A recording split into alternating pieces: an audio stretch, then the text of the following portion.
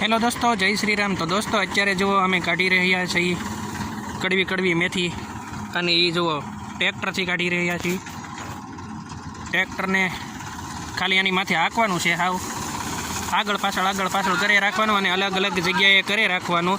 તાપડું પાથર્યું છે, મોટો જબર બુંગણ પાથરો અને એની માથે ટ્રેક્ટરને ખાલી આગળ પાછળ હાંકી રાખવાનું, અને મેથીને થોડીક અલગ છે ને ફેરવી નાખવાની, જેમ ટ્રેક્ટર હાલી જાય એમ।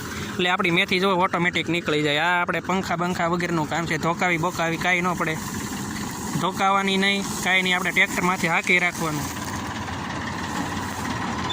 આ છે આપણો દેશી ઉપાય, આવો સીધો ઉપાય કોઈ ન કરે, આપણી પાસે જ હોય। આ તો હજી થોડીક હતી મેથી, એટલે નકર આગળ પાછળ નહીં, ડાયરેક્ટ મોટો બે બુંગણ પાથરીને ગોળ ટ્રેક્ટર ફેરવે રાખવાનું, એટલે મેથી જો તમારી ઓટોમેટિક નીકળી જાય। અત્યારે તો જો 2-3 વાર ઘુમાડ્યું તો ભૂકો કરી નાખ્યો, હાવ કેટલી મેથી નીકળી ગઈ છે, પણ હજી તો આપણે હેઠેની હોય ન નીકળી હોય, ઉપરની હોય નીકળી ગઈ હોય, ઉપરની નીકળી ગઈ હોય, હેઠેની બાકી રહી હોય। આપણું ટ્રેક્ટર હાલે છે, જુઓ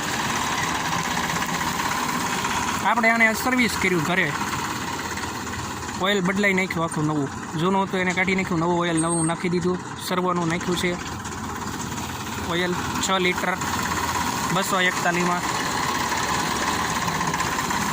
1600ની ડોલ આવે આખી, 7 લીટરની, આખું નવું નાખ્યું છે। તો દોસ્તો અહીંયા જો ભૂકો થઈ ગયો છે, દાદા હરખું કરે છે।